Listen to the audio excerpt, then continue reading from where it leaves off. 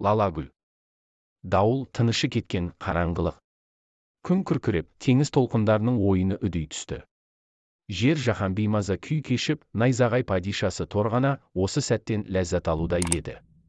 Оң қолынан ұшқындаған жай оты жауыздықтай жан-жақты жалмап жатыр.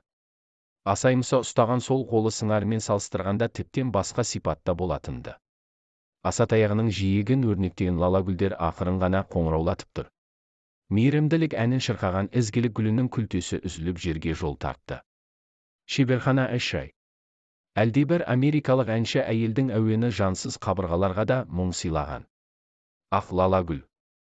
Ақ көйлекті кішкене қыз. Көрген жанды үйіріп әкететін сүйкімділігі лалагүлдің сұлулығымен таласқандай. Бейкүнә сүйкімділік. Тұңғиығымен арбап алатын жанары жұмулы еді. Күн шуақ. Жауап қайтармады. Әуезді ән